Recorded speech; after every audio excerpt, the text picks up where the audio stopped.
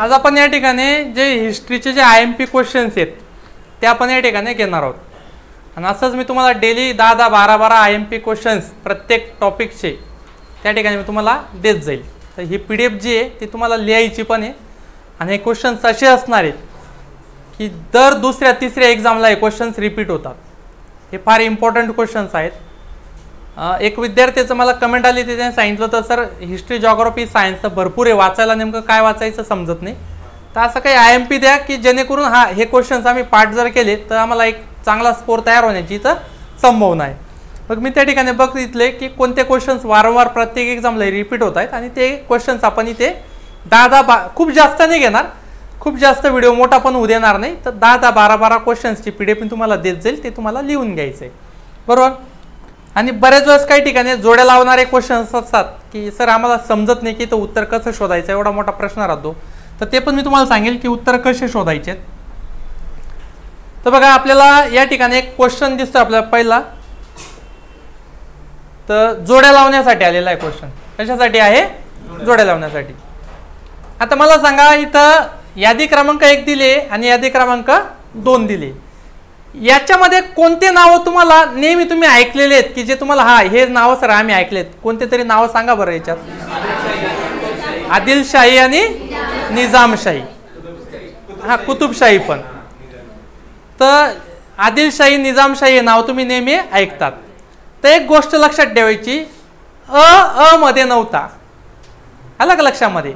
अ मध्ये नव्हता म्हणजे आदिलशाह अहमदनगर मध्ये नव्हता.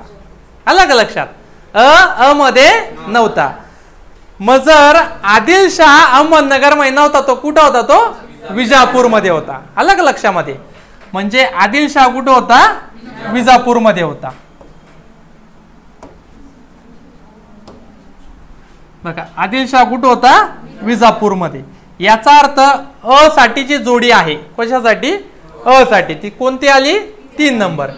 मग अ साठी 3 नंबर कुठे आहे? 1 नंबर आणि 3 नंबर. याचा अर्थ पर्याय क्रमांक 2 आणि पर्याय क्रमांक 4 हे उत्तर नाही. याच्या दोघांपैकीच एक आहे. मग जर अ मध्ये नव्हता म्हणजे आदिलशाह अहमदनगर मध्ये नव्हता, तो कुठं होता? विजापूर मध्ये. तर निजामशाह कुठं होता? अहमदनगर मध्ये, आपला शेजारी होता.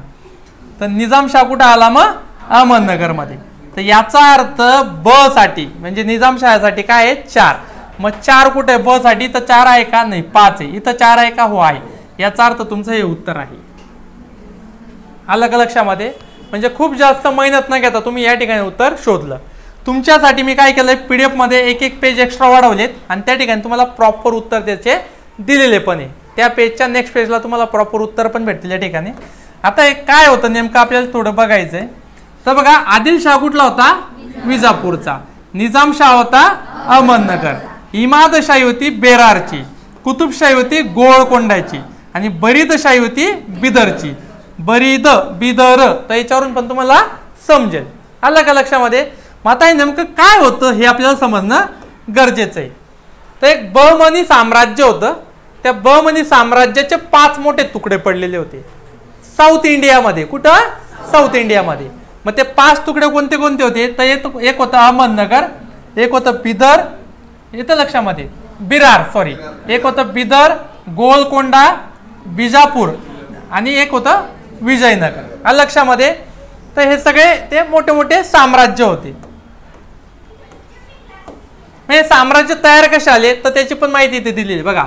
बहमनी साम्राज्याच्या विघटनानंतर, बहमनी साम्राज्य ज्यावेळेस विघटन झालं तर त्याच्या विघटनानंतर दक्षिण भारतात आदिलशाही, निजामशाही, इमादशाही, कुतुबशाही आणि बरीदशाही अशा 5 शाह्यांची स्थापना झाली. मग इथं मी दिलेलं आहे कोणती शाही कुठं स्थापन झाली, पण ही कशी आणि कुठून स्थापन झाली ते पण आपल्या या ठिकाणी बघायचं आहे. तर बघा दिल्लीचा सुलतान मोहम्मद तुगलक, मोहम्मद तुगलकचं नाव ऐकलंय ना?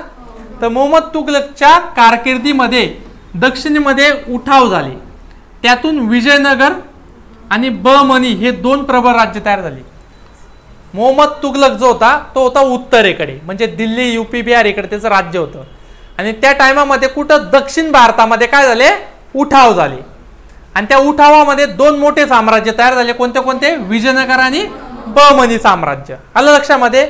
आता काय झालं, तुघलकाचे वर्चस्व झुगारून म्हणजे तुघलकाला नकारून दक्षिणेमध्ये सरदारांनी बंड केला. कुठे केला बंड? दक्षिणेमध्ये म्हणजे साऊथ इंडियामध्ये. आणि याच्यामध्ये प्रमुख होता हसन गंगू. हसन गंगू यांनी दिल्लीच्या सुलतानाच्या सैन्याचा पराभव केला इसवी सन 1347 मध्ये. म्हणजे साम्राज्य त्यावेळेस तयार झालेले आहेत आणि नवीन राज्य अस्तित्वात आले. यास बहमनी राज्य असे म्हटले. हसन गंगूने जे राज्य स्थापन केलं दक्षिणेमध्ये त्याला काय म्हटलं गेलं? बहमनी राज्य. आता त्याने काय केलं? त्याचा एक सरदार होता मोहम्मद गावान. हा बहमनी राज्याचा मुख्य वजीर होता, उत्तम प्रशासक होता. त्याने बहमनी राज्यास आर्थिक सामर्थ्य प्राप्त करून दिलं. कोणाचा सरदार? हसन गंगूचा सरदार होता महमूद गवान. आता याने काय केलं? आर्थिक परिस्थिती सुधारवण्यासाठी आणि महसूल व्यवस्थित करण्यासाठी 5 सुबे तयार केले. किती सुबे? 5 सुबे. आणि इथूनच हे सुबे तुकडे व्हायला सुरुवात झाली. मग 5 सुब्यांवर प्रत्येका सुब्यावर एक एक सरदार ठेवला असेल तर त्या सरदारांनी विरोध केला आणि तिथूनच या नवीन राज्यांची निर्मिती झाली. मग काय झालं? मोहम्मद गवान नंतर बहमनी सरदारांमध्ये गडबाजी वाढीस लागली. विजयनगर व बहमनी राज्य यांच्यातील संघर्षाचा बहमनी राज्यावर प्रतिकूल म्हणजे विरुद्ध परिणाम झाला व विविध प्रांतातील अधिकारी स्वतंत्रपणे वागू लागले. म्हणजे ज्या ज्या ठिकाणी अधिकारी ठेवले होते 5 ठिकाणे ते स्वतंत्र समजू लागले स्वतःला आणि त्यांनी स्वतःला राजा घोषित केले. आणि तिथून जे 5 राज्य तयार झाले त्यातून वराडची इमादशाही, बिदरची बरीदशाही, विजापूरची आदिलशाही, अहमदनगरची निजामशाही आणि गोळकोंडाची कुतुबशाही असे बहमनी राज्याची 5 तुकडे झाले आणि 5 राज्य त्या ठिकाणी तयार झाले. हा त्यांचा एक बेसिक हिस्ट्री त्या ठिकाणी आपण बघितली. फक्त कोणता राज्य कुठून कसं होतं ते आपल्याला त्या ठिकाणी बघायचं होतं. त्या जोड्या लावायचे सांगितलं होतं ते प्रॉपर या ठिकाणी बघायचं. त्याच्यानंतर महत्वाचा क्वेश्चन आला. नंतर मुघलांवर पण क्वेश्चन त्या ठिकाणी येत असतो. आपण जो पहिला प्रश्न बघितला कुतुबशाही, निजामशाही वगैरे हे मुघलांच्या अगोदरचं होतं. आता मुघलांमध्ये काय होतं? कार्यकाळानुसार सगळ्यात पहिला मुघल शासक होता आपल्यावर बाबर. त्याच्यानंतर आला हुमायूं, बाबरचा मुलगा होता. हुमायूंचा मुलगा होता अकबर, अकबरचा मुलगा जहांगीर, जहांगीरचा मुलगा शहाजहान, मग औरंगजेब. तर औरंगजेब पर्यंत ना ग्रेट मुघल्स म्हटलं गेलं. काय म्हटलं गेलं? ग्रेट मुघल्स. कारण की यांचं वर्चस्व भारतावर चांगली यांची पकड होती आणि यांनी प्रॉपरपणे प्रशासन त्या ठिकाणी केलं. पण औरंगजेबच्या मृत्यूनंतर त्याचे जे पुढचे वंशज होते त्यांना प्रॉपर साम्राज्य चालवता आलं नाही. म्हणजे ना ग्रेट मुघल म्हटलं. आणि त्याच्यानंतर औरंगजेबाच्या मृत्यूनंतर आलेल्या मुघल सम्राटांना लेटर मुघल्स म्हटलं गेलं. काय म्हटलं गेलं? लेटर्स. लेटर म्हणजे नंतरचे मुघल्स. आलं लक्षात? नंतरचे मुघल्स म्हणून संबोधले जाते. तर पुढील लेटर मुघल्सचा कालावधीप्रमाणे क्रम लावा. म्हणजे याचे 4 पर्याय दिलेले आहेत. अहमद शाह, बहादूर शाह, जहांगीर शाह, महमद शाह. म्हणजे कोण कोणानंतर आला तो क्रम आपल्याला लावायचा आहे. तर त्याच्या पुढे आपण पुढच्या पीडीएफमध्ये पुढच्या पेजला त्याचं उत्तर पण दिलेलं आहे. तर औरंगजेब नंतर कोण आला? बहादूर शाह. त्याच्यानंतर जहांगीर शाह. मग 1-2 पिढ्या सोडून महमद शाह आणि मग नंतर अहमद शाह. आलं लक्षामध्ये? मग टोटल यांच्या 16 पिढ्या होऊन गेल्या. मुघलांच्या किती पिढ्या झाल्या? 16. तर त्या 16 पिढ्या पण मी तुम्हाला या ठिकाणी दिलेल्या आहे. बघा सगळ्यात पहिले कोण होता? बाबर, हुमायूं, अकबर, जहांगीर. जहांगीरला सलीम म्हटलं जायचं. सलीमांना केले नाही ते माहिती ना. शहाजहान, औरंगजेब. आणि आता औरंगजेब पर्यंत काय होतं? ग्रेट मुघल्स होते. नंतर लेटर मुघल्स आले. मग बहादूर शाह. आता हा जो होता बहादूर शाह त्याला शाह आलम पण म्हटलायचं. काय म्हटलायचं? शाह आलम. हा बहादूर शाह पहिला होता. बहादूर शाह दुसरा पण आपल्याला बघायचा आहे. त्याच्यानंतर जहांगीर शाह. मग फिरुख शियार त्याला फारुख शियार पण म्हटलं गेलं. रफीउद्दौला, महमद शाह, अहमद शाह, दुसरा आलमगीर, दुसरा शाह आलम. पहिला शाह आलम होऊन गेलेला आहे. दुसरा शाह आलम, दुसरा अकबर आणि शेवटचा मुघल सम्राट जो की 1857च्या उठावामध्ये होता महमद बहादूर शाह. याला बहादूर शाह जफर दुसरा पण म्हटलं होतं. बहादूर शाह जफर दुसरा. बहादूर शाह पहिले पण होऊन गेलेला होता. तर मुघलांमध्ये पहिला मुघल शासक कोण होता? बाबर. आणि शेवटचा मुघल शासक कोण होता? बहादूर शाह. आज देखील मुघलांची पिढी सुरू आहे. कलकत्त्यामध्ये एका झोपडपट्टीमध्ये मुघलांचं एक आहे वंशज त्या ठिकाणी आहेत. त्यांचं पण मी तुम्हाला सांगेल वाटलेस एका दिवस.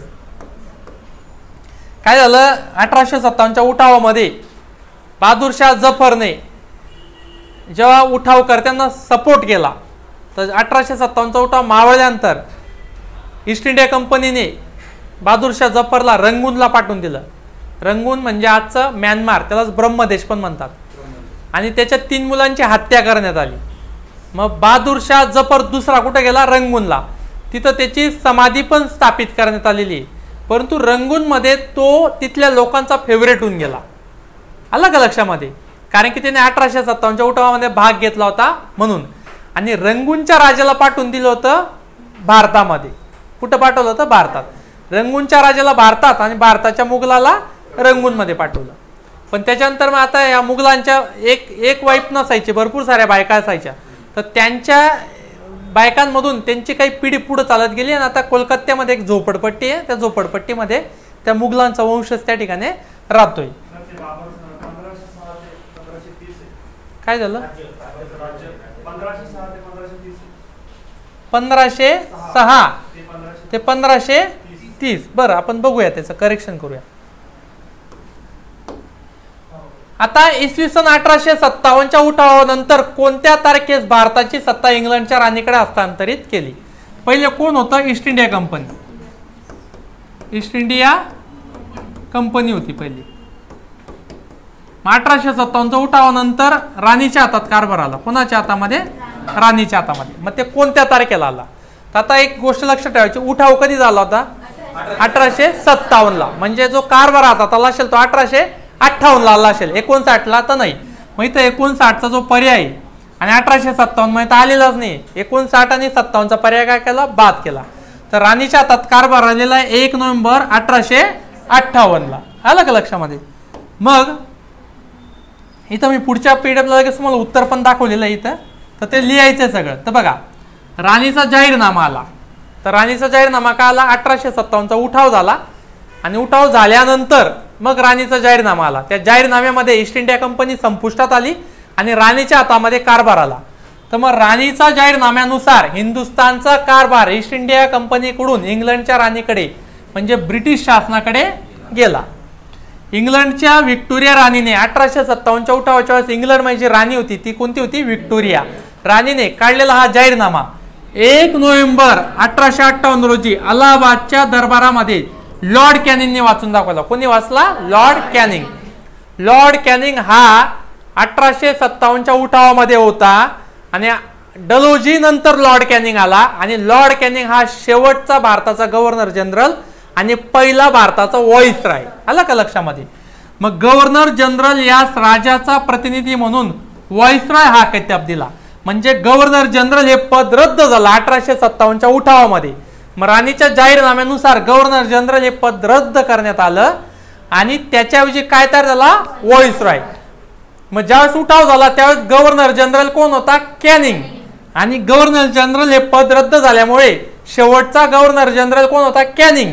आणि त्याच्यानंतर कोणतं पद निर्माण झालं? व्हॉइसरॉय. म्हणून पहिला व्हॉइसरॉय कोण होता? कॅनिंगच होता, लॉर्ड कॅनिंग.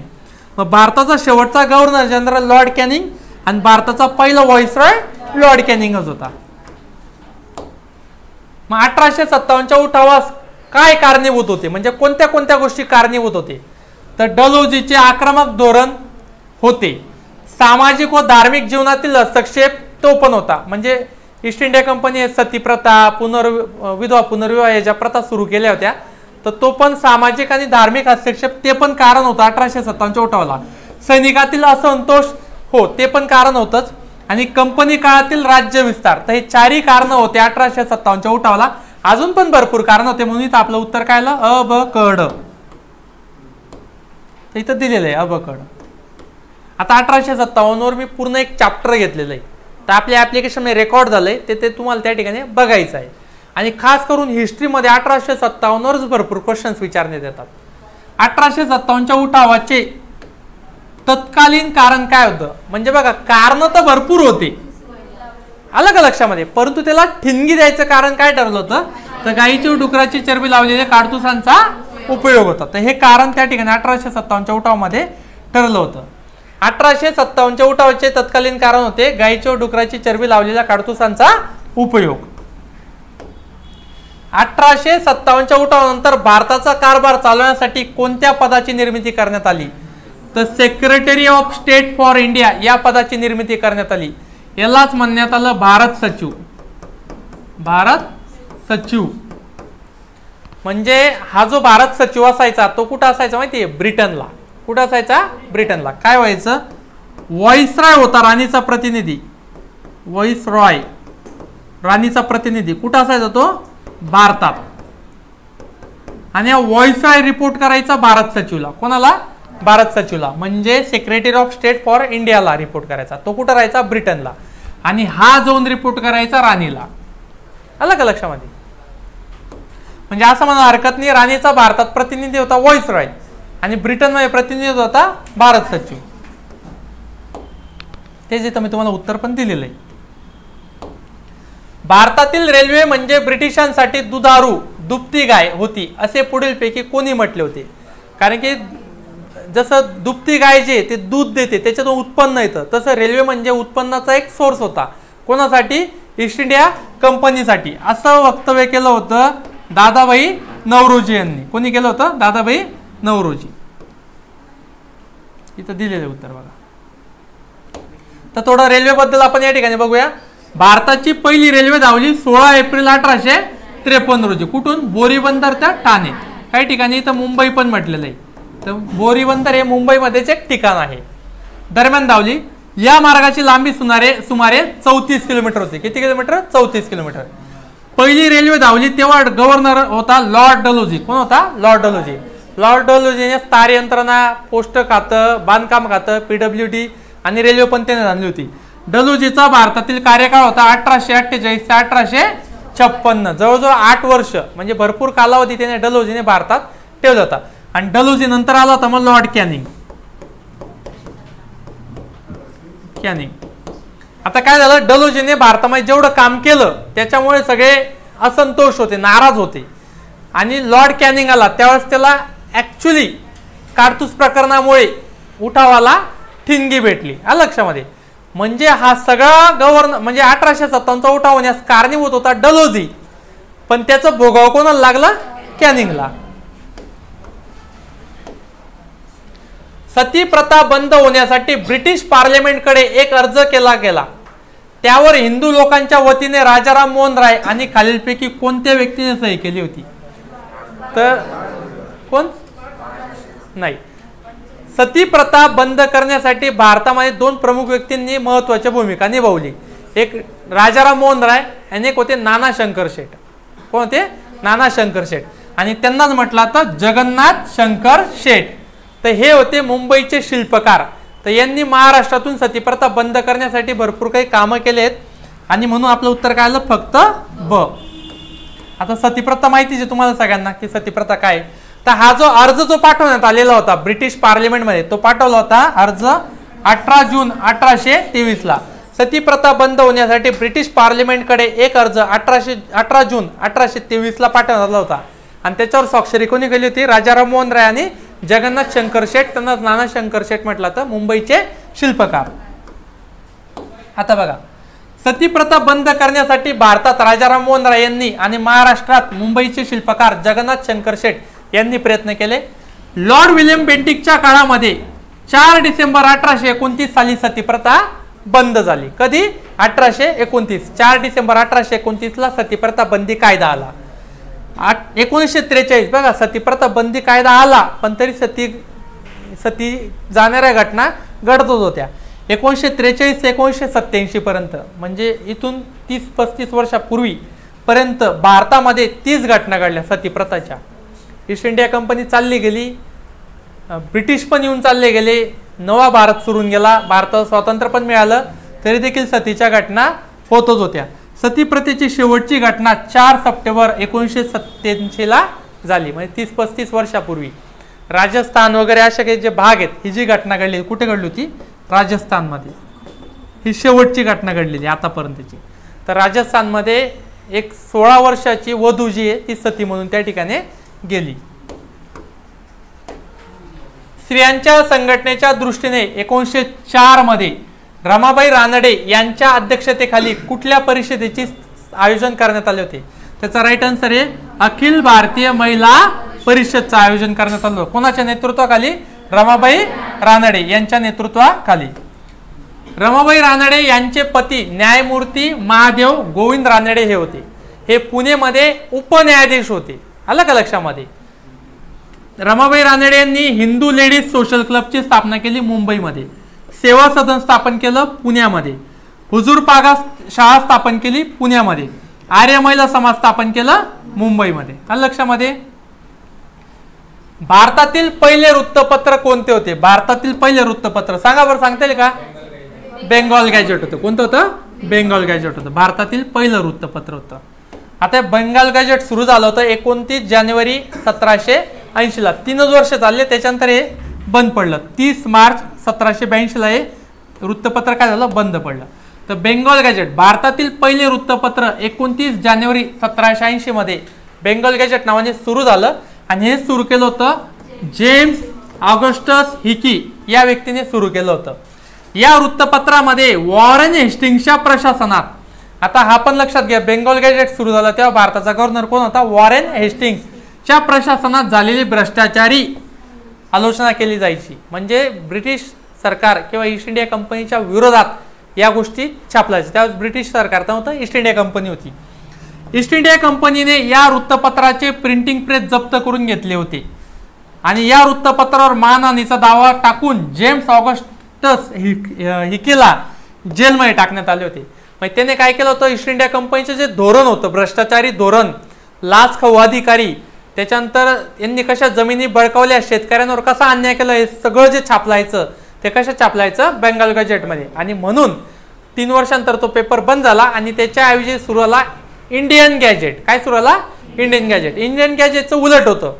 ते ईस्ट इंडिया कंपनीचे जे सरकारी धोरण आहे की ईस्ट इंडिया कंपनी कसे भारतासाठी चांगले कामं करते ते त्याच्यामध्ये छापून यायचे.